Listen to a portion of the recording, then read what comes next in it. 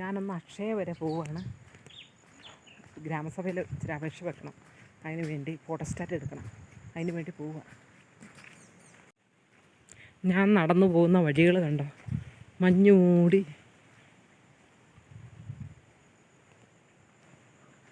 ഇതിൻ്റെ അപ്പുറത്തേക്ക് ഒരു ലോകമില്ല, അതുപോലെ മഞ്ഞ് മൂടിയിട്ടുണ്ട്.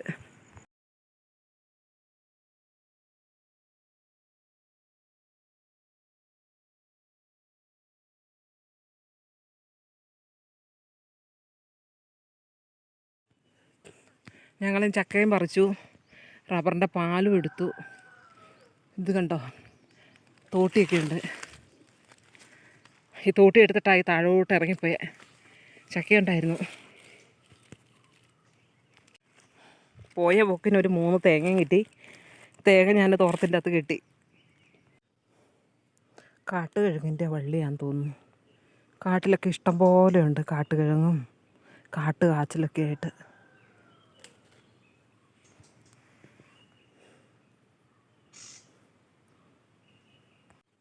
സൈഡ് ഭാഗമൊക്കെ കാടാണ്. ഇത് വെട്ടുന്ന റബ്ബറാണേ.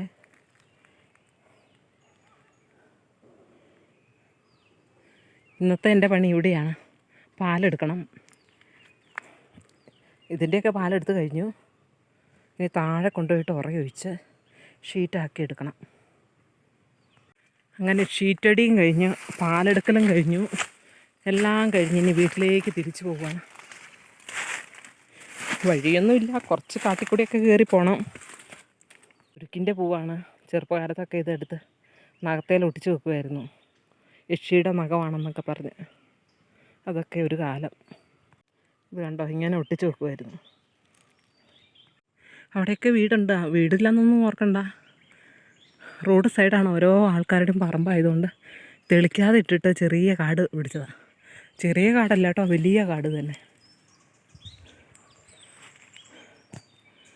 ഞാനങ്ങ് താഴേന്ന് കയറി വന്നേ. ഉള്ള പുല്ലാണേ. എൻ്റെ ഇവിടെ കുറച്ച് നട്ടു വെച്ചിട്ടുണ്ട്.